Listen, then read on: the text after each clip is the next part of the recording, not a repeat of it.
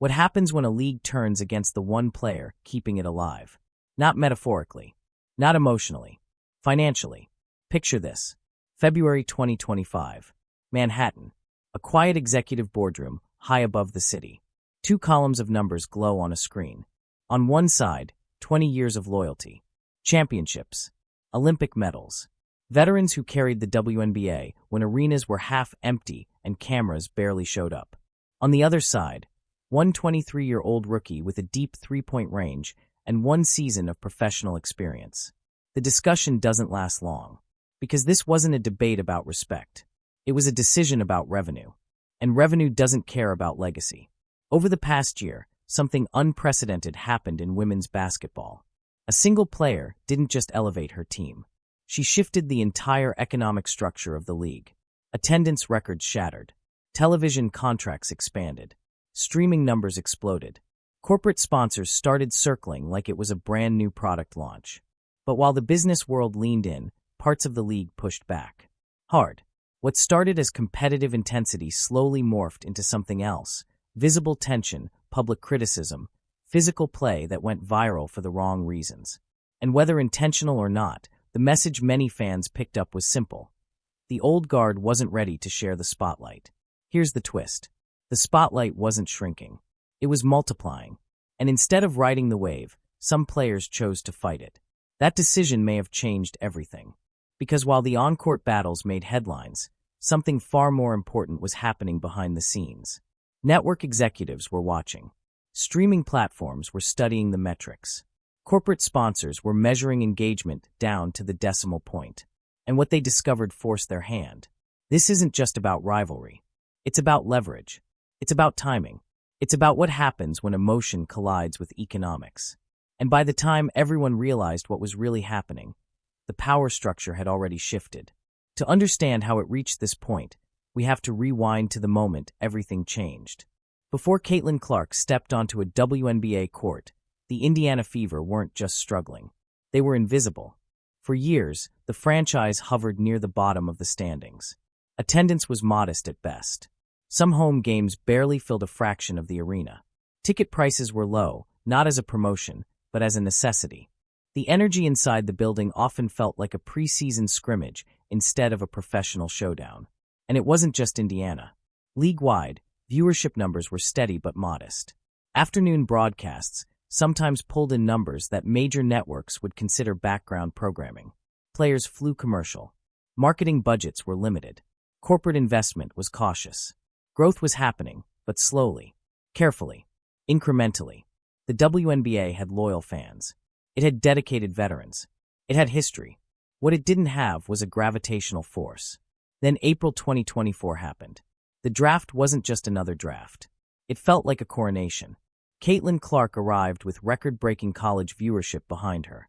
Millions had watched her NCAA tournament run. Casual sports fans knew her name. Highlight clips were circulating far beyond traditional women's basketball circles. The Indiana Fever selected her first overall. And within days, the numbers started moving. Season ticket sales surged almost instantly. Not gradually, not modestly, dramatically. The kind of jump front offices rarely see in any professional sport.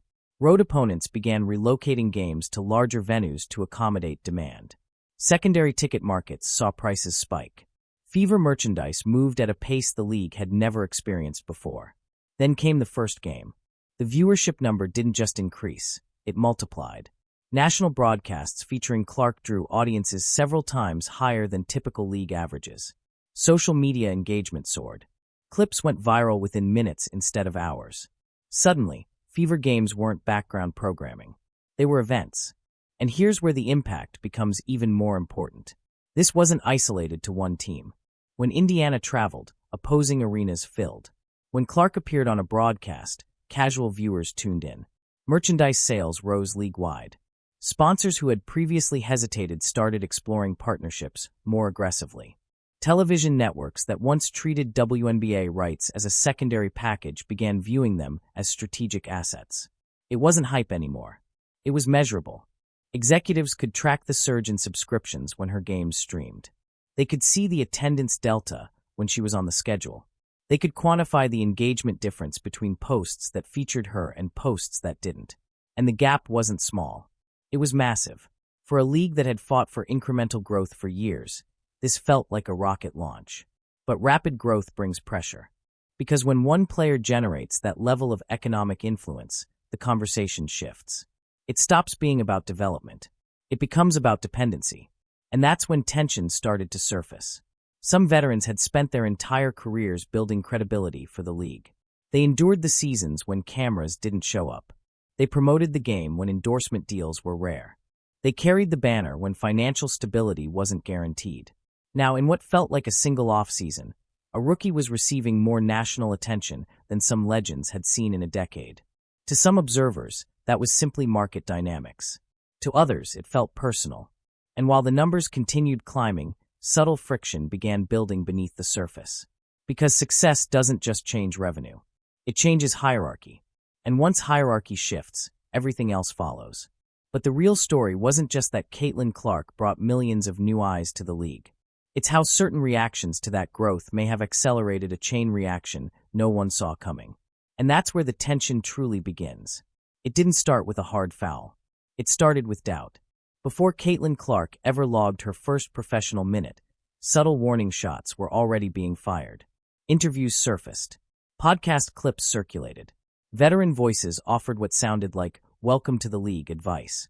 But beneath the surface, the tone felt different. There were reminders that the professional game was faster, stronger, more physical. That college dominance doesn't automatically translate. That media hype doesn't equal earned respect. On paper, none of that was wrong. But context changes everything. When those comments stack up before a rookie even steps onto the floor, they don't feel like guidance.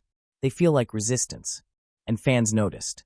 The anticipation around Clark wasn't normal rookie buzz. It was a national storyline. Sports talk shows debated her impact before she ever touched a WNBA ball. Corporate sponsors were aligning early. Jerseys were selling before opening night. For veterans who had fought for every inch of media attention over the past decade, this shift felt abrupt. But abrupt doesn't mean unfair. It means market-driven. Once the season tipped off, tension moved from microphones to hardwood. The physicality was immediate. And not just standard professional intensity, something sharper. Hard screens that lingered a split second too long. Body checks away from the ball. Fouls that replay cameras slowed down frame by frame. Then came the moment that changed the tone nationally. The now infamous shoulder check. The clip spread across social media within minutes. Debate exploded instantly. Was it just physical play? Was it frustration? Was it targeted? Regardless of interpretation, perception mattered more than intent. Casual fans who rarely watched WNBA games were suddenly discussing officiating. Sports commentators outside women's basketball circles were breaking down the hit on national shows. The incident didn't just trend, it expanded the audience. Ironically, attempts to humble the rookie only amplified her visibility. And that's when something unexpected happened. Instead of damaging her brand, the controversy fortified it. Clark didn't respond with public outrage. She didn't escalate verbally. She kept playing, kept shooting, kept competing. The restraint contrasted sharply with the chaos unfolding around her. That contrast built narrative fuel. Every hard foul became a headline.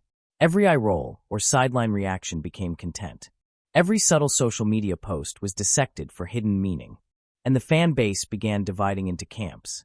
Some argued veterans were defending the integrity of the league. That rookies must earn respect the old-fashioned way. Others believed something more personal was happening. That jealousy, not professionalism, was driving the hostility. Meanwhile, executives weren't choosing sides emotionally. They were tracking engagement. Here's what rarely gets discussed openly. Controversy can be profitable. Viral moments generate clicks. Debate fuels attention. Attention translates into measurable growth. When clips of physical play went viral, viewership for the next Fever game spiked. Social media followers climbed. Sports debate segments invited new voices. The league's name circulated in spaces it had never reached before. The tension that looked destructive on the surface was, paradoxically, expanding the brand. But growth built on conflict is unstable. Because once fans begin perceiving hostility toward the league's most marketable player, the narrative can shift from competition to sabotage. And that shift carries risk. Sponsors don't just analyze numbers. They analyze sentiment. Brands ask a simple question. Is the face of this product being protected? If the answer appears uncertain, decisions get made quietly behind the scenes. The veterans likely believed they were defending competitive standards. That no player, regardless of hype, should bypass the traditional hierarchy. That respect must be earned over seasons, not months. From a cultural standpoint, that mindset makes sense. From a business standpoint, timing matters. Because this wasn't 2014 or 2018. This was a moment when the league had finally captured sustained national momentum.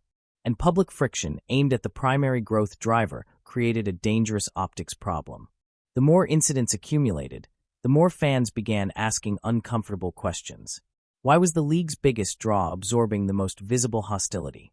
Why did routine fouls against other rookies feel different than those against her? Why did commentary sometimes sound dismissive instead of competitive? Even if intentions were purely basketball-driven, perception shaped reality. And reality was being monetized. Meanwhile, Clark's numbers continued climbing. Not just points per game, engagement per post, ratings per broadcast, merch sold per appearance. She wasn't just playing games. She was moving markets. That's when the real fracture began forming. Because the veterans weren't wrong about one thing. They had built this league.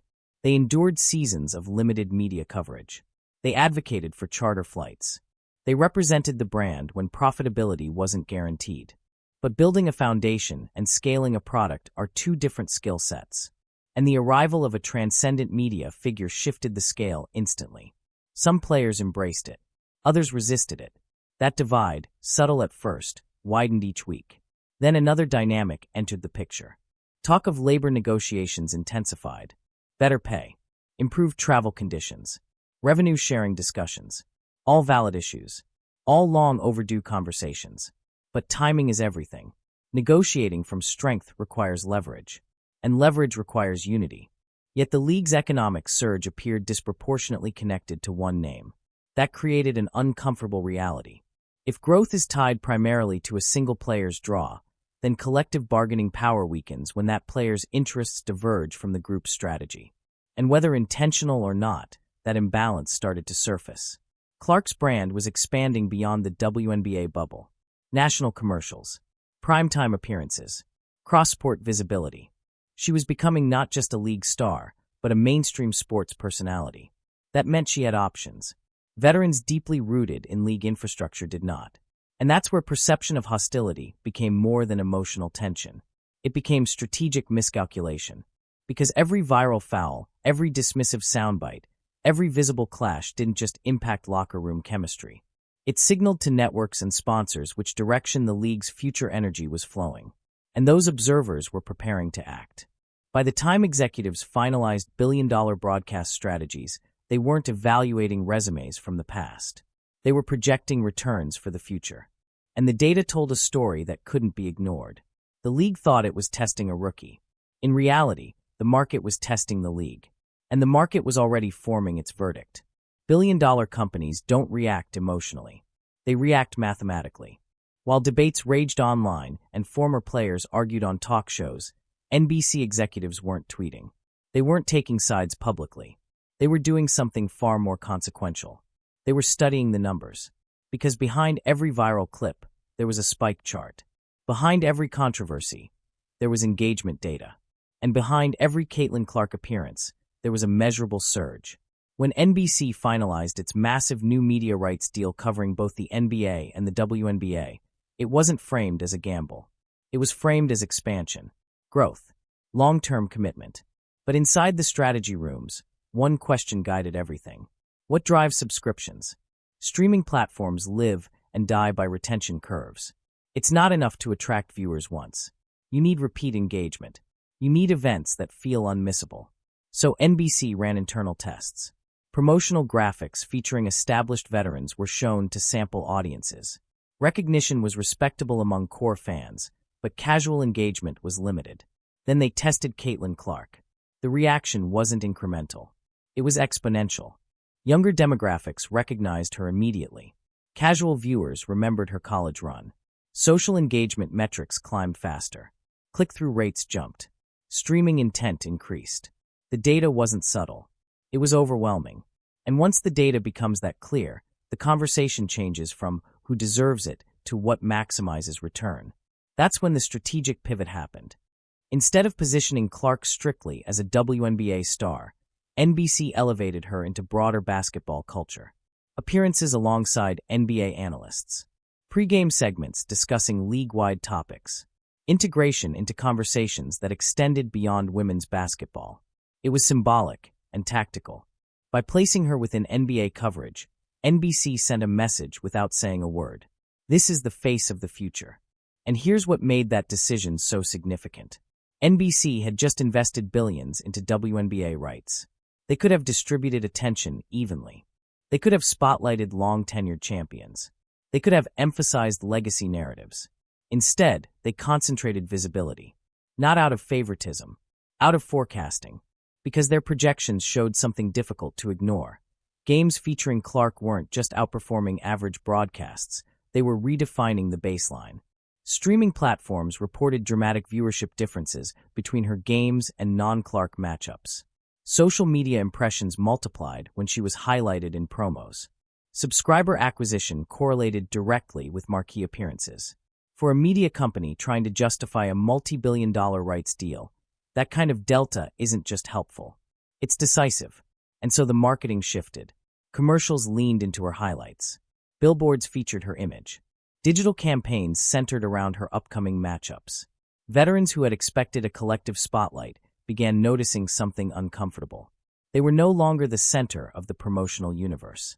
Some sources suggested frustration was growing internally. Players who had anchored the league through lean years felt sidelined in the moment prosperity finally arrived. From their perspective, it felt like history was being erased. From NBC's perspective, it was being optimized. There's a cold truth about modern sports media. Loyalty is appreciated, but attention is monetized. Executives don't allocate airtime as a reward for past endurance. They allocate it based on future revenue potential. And when they ran the projections, the gap was undeniable.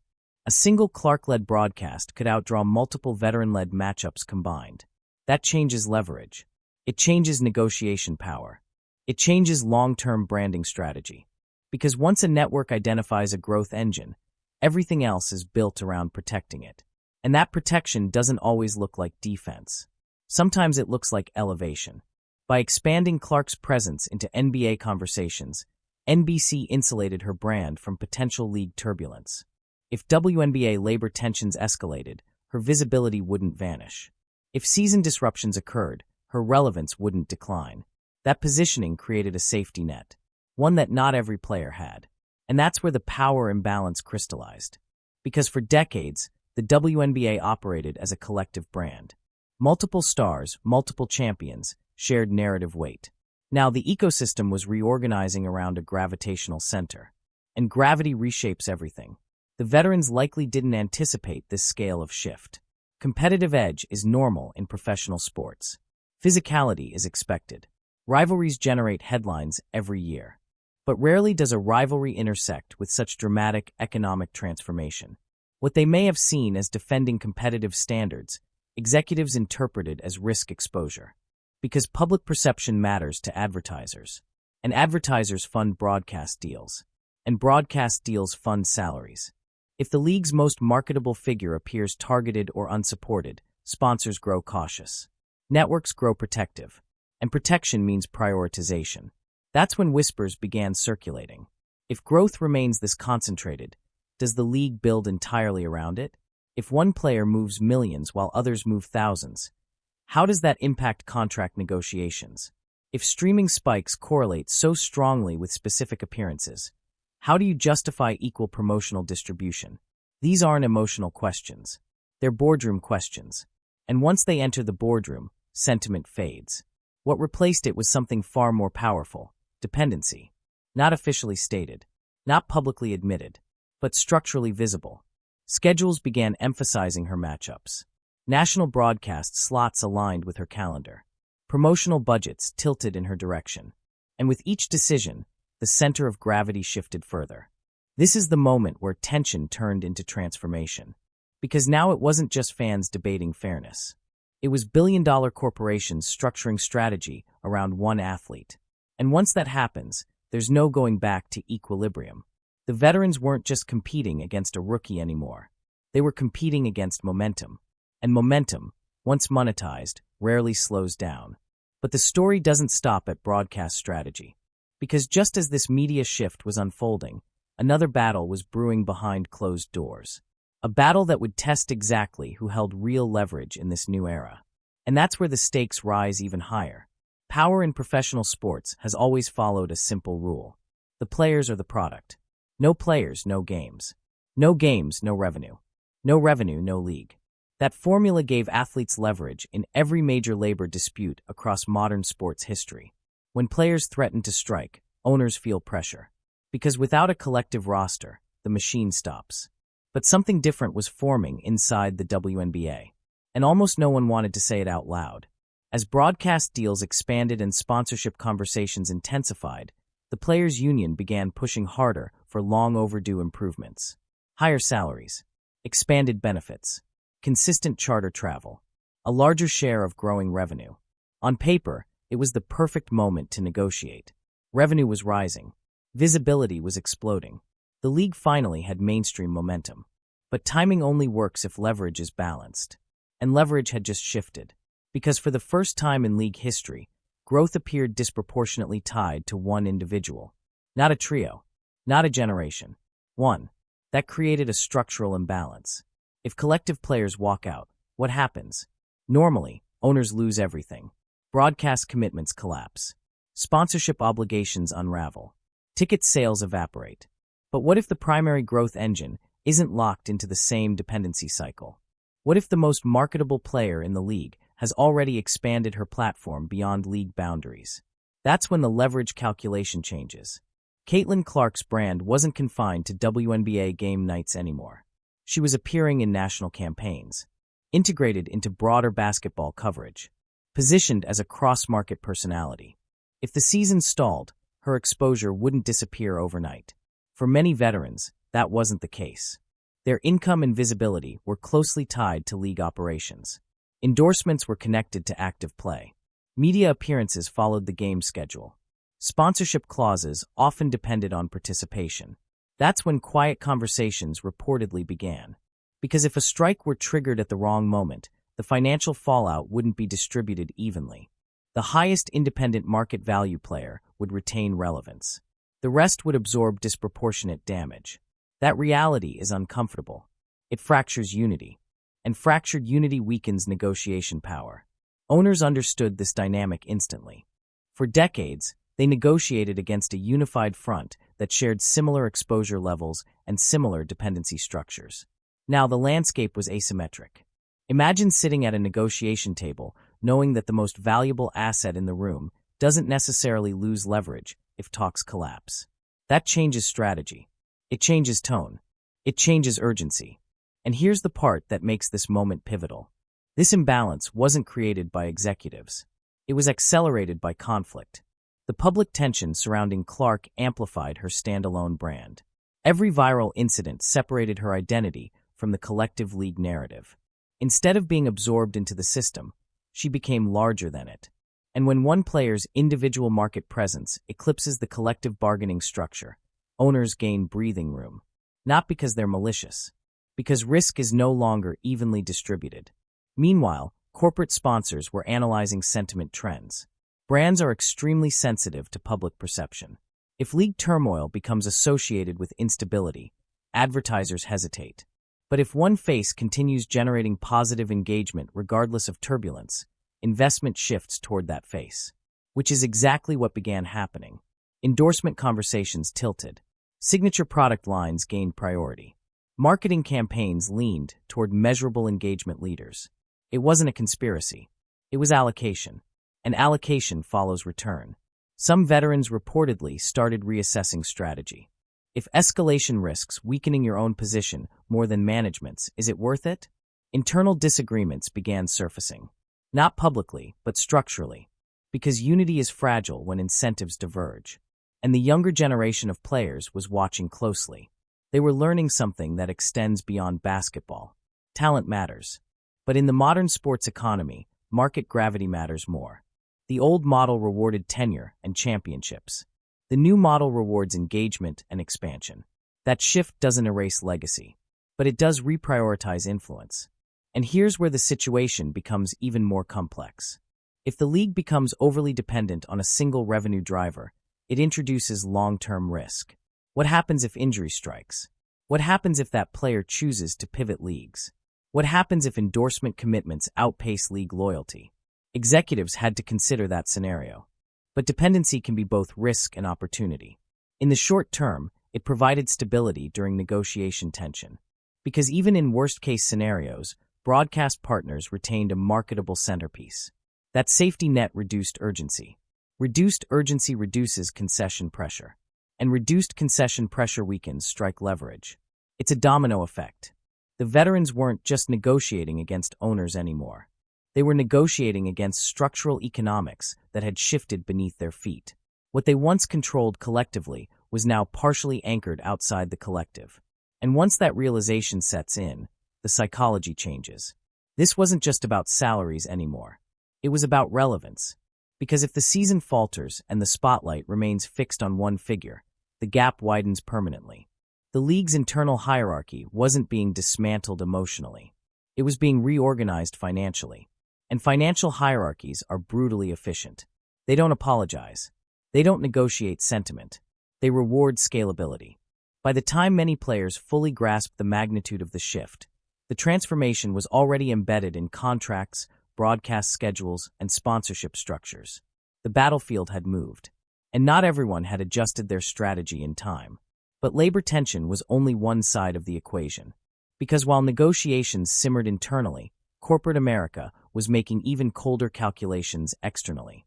And that's where the next phase becomes impossible to ignore. Corporations don't argue on social media. They don't debate legacies. They don't care who built what. They follow one thing: return. And by early 2025, return was pointing clearly in one direction. Inside marketing departments at major brands, the analysis wasn't emotional. It was spreadsheet-driven. Engagement per post, conversion per impression, revenue per appearance, audience crossover potential. When Caitlin Clark posted, numbers surged. When veterans posted, numbers held steady, respectable, loyal, but nowhere near explosive. That gap mattered more than championships. Because brands don't sponsor resumes. They sponsor momentum. The difference between thousands of interactions and millions isn't just vanity metrics.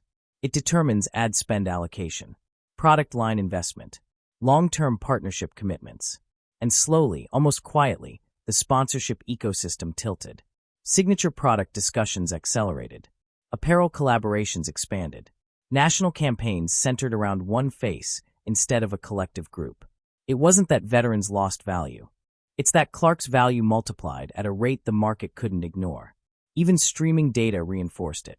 Peacock subscription spikes correlated strongly with her appearances. Highlight reels featuring her generated higher replay rates.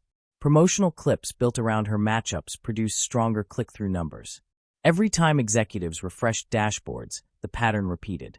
If you're a CEO reviewing that data, your decision isn't complicated. You scale what grows. And growth was concentrated. Some brands hesitated at first. Nobody wants to appear as if they're choosing sides in a perceived internal conflict. Public neutrality protects reputation. But neutrality only lasts so long when one direction consistently outperforms. Eventually, marketing budgets shifted. Not as a protest, as optimization. That shift triggered something deeper inside the league. Because when corporations begin structuring future investment around one athlete, they're signaling long-term commitment. And long-term commitment reshapes roster planning. Owners started evaluating scenarios that once sounded extreme. What does the league look like in 5 years if growth remains tied to one name? Do you build around that gravitational center and recruit complementary young stars?